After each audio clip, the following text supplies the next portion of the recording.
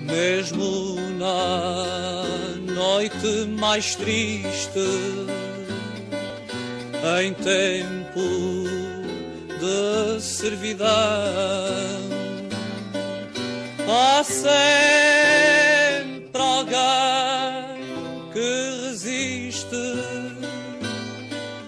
há sempre alguém que diz não. Há sempre alguém que resiste, há sempre alguém que diz não.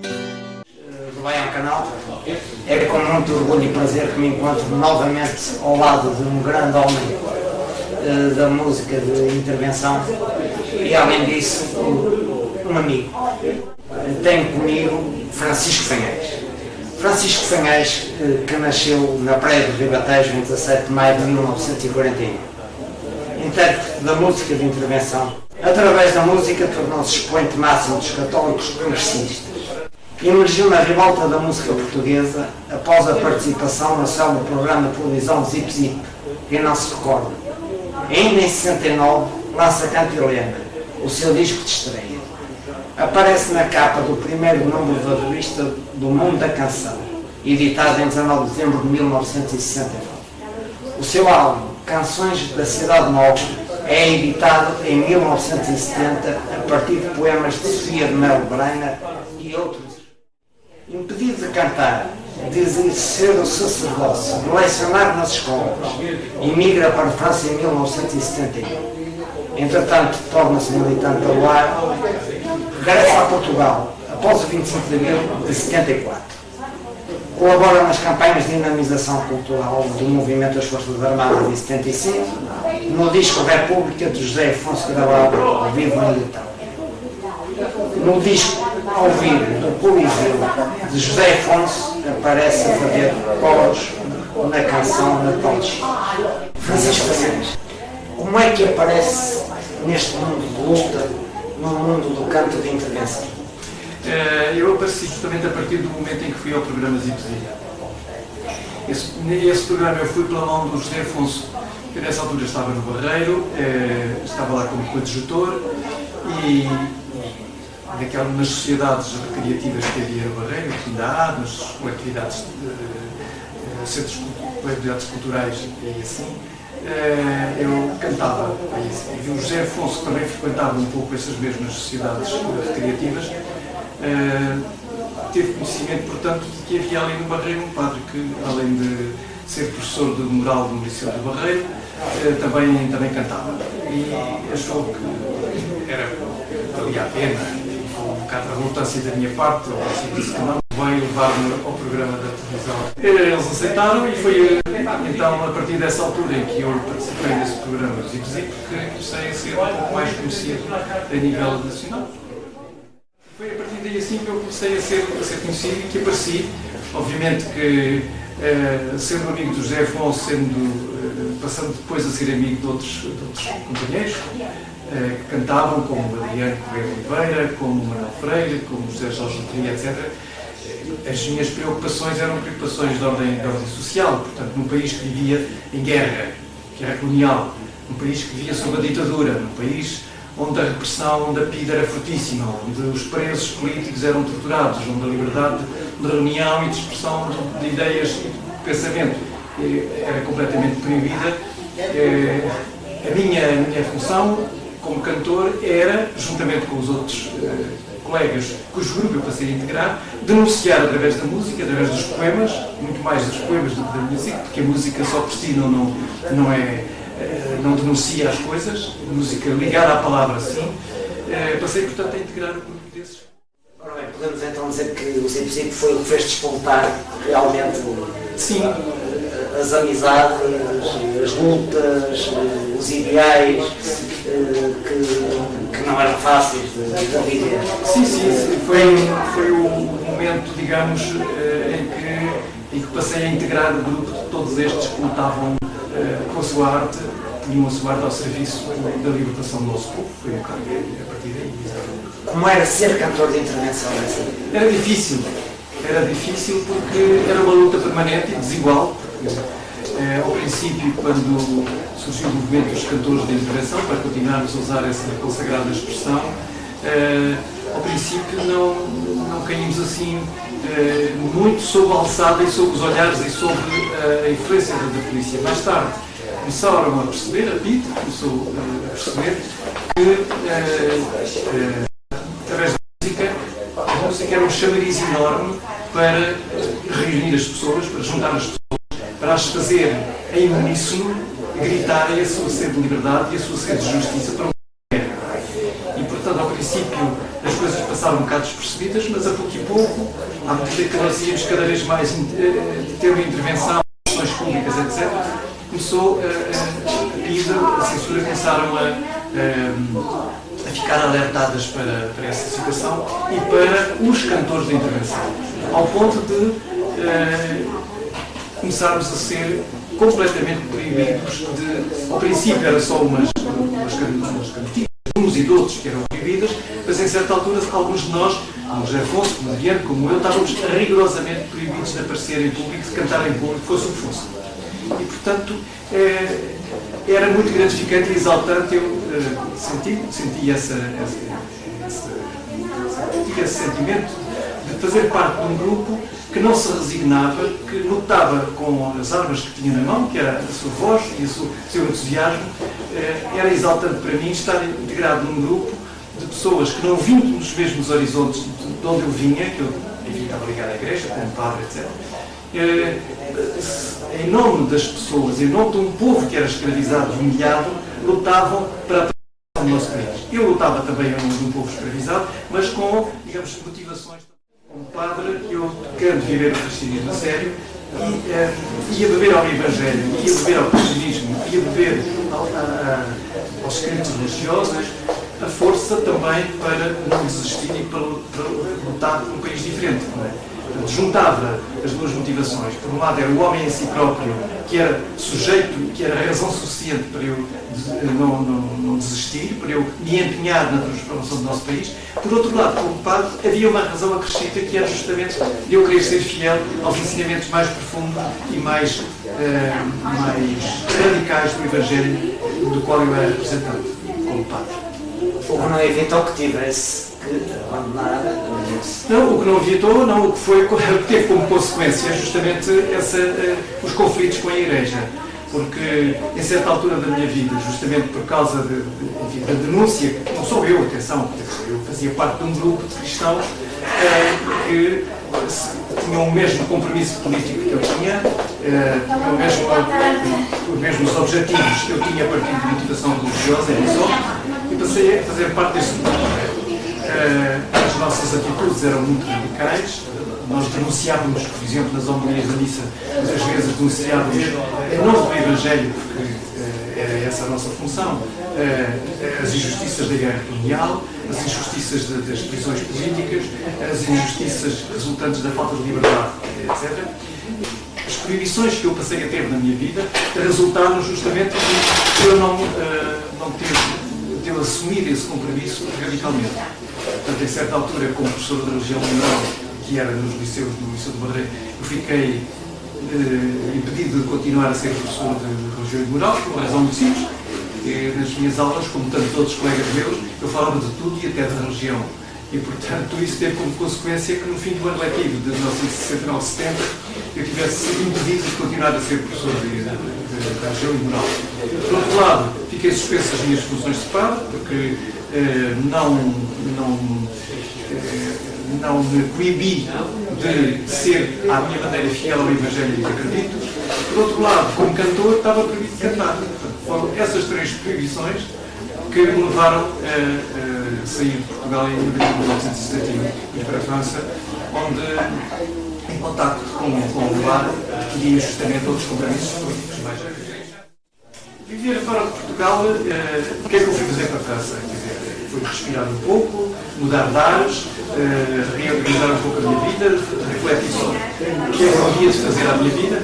E, no fundo, e o mais importante que eu lá fazia era justamente fazer na imigração, fazer fora de Portugal, aquilo que não podia fazer cá, que era cantar. E eu, quando cheguei à França, falei com o José Mário Branco e disse: olha, estou aqui, não posso cantar em Portugal, vim para a França para respirar uns ares um pouco diferentes e para reorganizar um pouco a minha vida, mas sempre que souberes que há reuniões de imigrantes, que há encontros de festas de imigrantes, onde eu puder encaixar, já sabes, eu estou disponível para os passar a fazerem aqui ou aquilo que posso fazer em Portugal, que é cantar. Quem eram os nomes que se encontravam? A primeira pessoa que eu contactei em França foi o José Mário Branco, depois estavam lá outros, a Cília, que eu também contactei, obviamente. Havia também o Sérgio Godinho, mas o Sérgio Godinho estava desafiado, portanto não estava tão entregue às canções e associações de portugueses.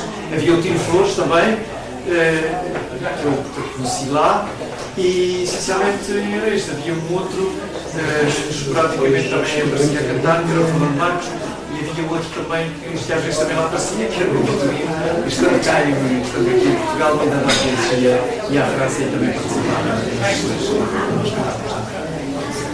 Já agora, qual foi a canção que mais marcou nesse período? Aquela que, não digo, é difícil dizer qual é a canção que me marca mais, porque aquilo para mim é fundamental nas canções são os poemas. Portanto, eu quando escolho um poema para cantar, se já está musicado ou se ainda não está musicado, tem a ver com aquilo que o poema diz. E aquilo que o poema diz é determinante para integrar esse poema no meu repertório.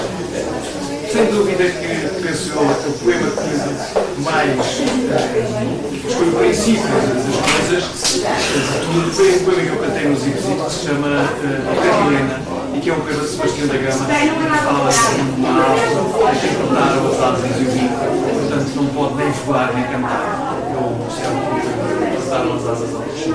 Será que podemos ouvir o... Sim, acho que sim.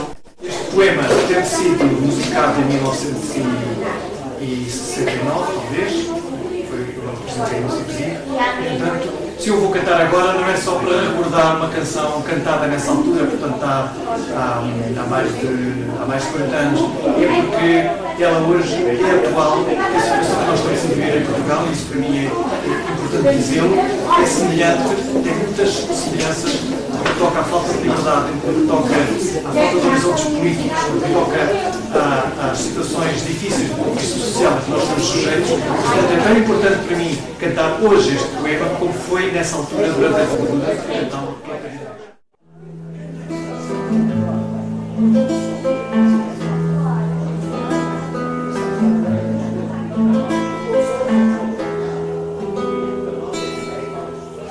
cortaram as asas ao chiló.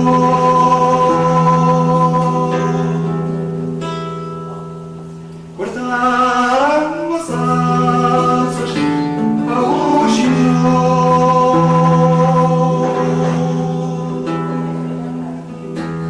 Hoje nossa asas não pode voar.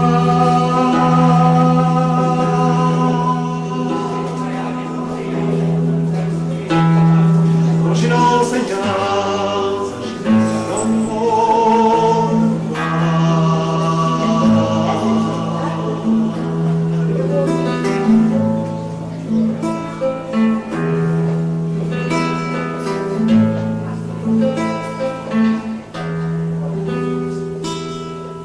quebraram-te o bico, o chinó.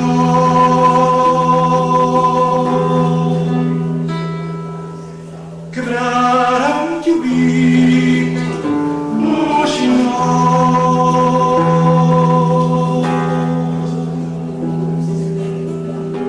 O chinó sem bico não pode cantar.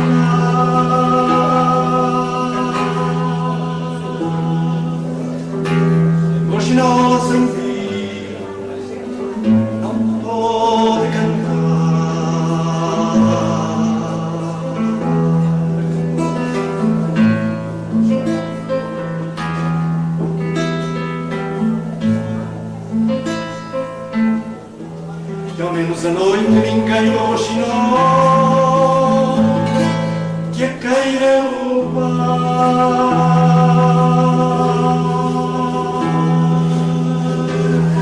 Ao menos à noite ninguém imaginou que a caíra no bar.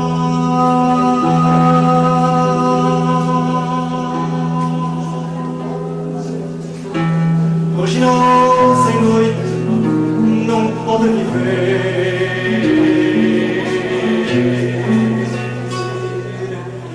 Hoje nós em noite não pode viver.